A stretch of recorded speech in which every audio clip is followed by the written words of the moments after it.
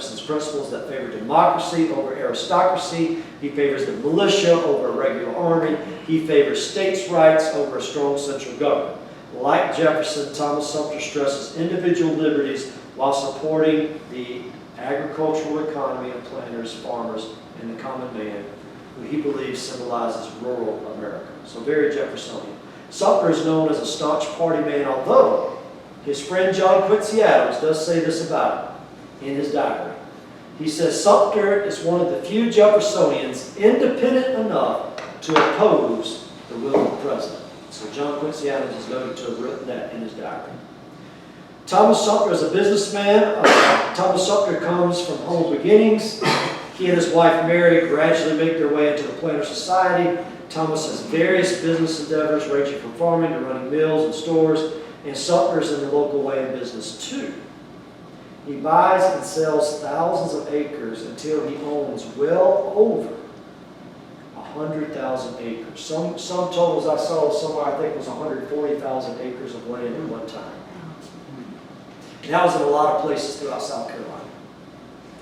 Matter of fact, somewhere around the Catawba River, he gave land, or he sold land to the American government, where they had an early fort that was built by the American government. So he owned land all over South Carolina, not just in one place.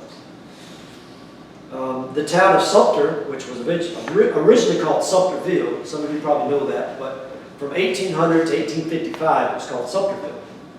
They would drop the ville in 1855. That land where that original plot was owned by Thomas Sumter, along what is known as Turkey Creek. He was involved with the building of the Santee Canal. In 1786, Thomas Sumter takes an interest in the movement to build transportation canals in several parts of the country. He leads the company chartered to build a canal to connect the Santee River system with the Cooper River. The Santee Canal opens in 1800. In 1787, he supports efforts to build the canal connecting the Wateree River system to the Catawba River system. And eventually that route, if everything was to go as planned, would connect Charleston by water to maybe even as far as western North Carolina. I don't know that all that canal system was ever fully in place, but they did have a project to do that. His sporting life, Thomas Sumter was known for some other things. In his sporting endeavors, Sumter loves racing horses, as a lot of the other prominent people in the Sumter area did during that time, such as the Richardsons.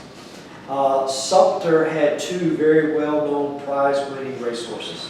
One called Statebird, who apparently won some pretty impressive purses, and even down in Charleston and so on. And another prize racehorse called Ugly. And it was also very well known. Apparently, General Hampton was the guy who rode Ugly, who was the guy who actually rode and trained the horse, although Sumter owned it. Wade Hampton the first and Sumter, of course, were very close.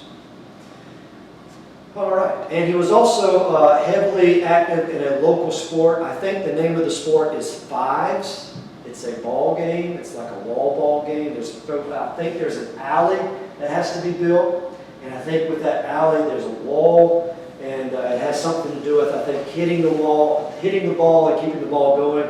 But a local person in the year 1820 said that Sumter was a very opposing opponent in this alley, in this game known as fives, and at the time he would have been in his 80s.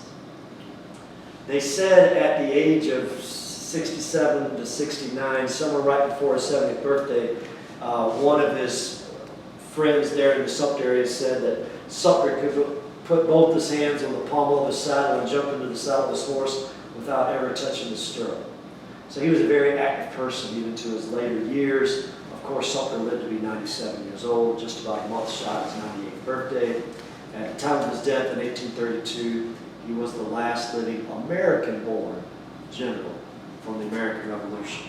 There are some obscure facts out there about somebody from Pennsylvania who would have had to have been a general when he was like 16 years old in order to beat him out as far as that goes. But in 1832, he passes away in June of that year. He was the last American-born. The reason I say American-born is because Marquis de Lafayette lived to 1834, and he was a major general in the Continental Army. Originally, we had facts that would say Sumter was the last general of the American Revolution. Not technically correct, of course. The last American-born general.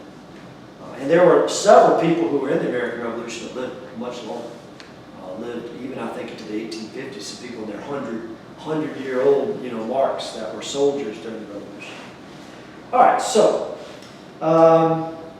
going back to some of his family, let's talk about his wife real quick. Mary Canty Jameson Sumter.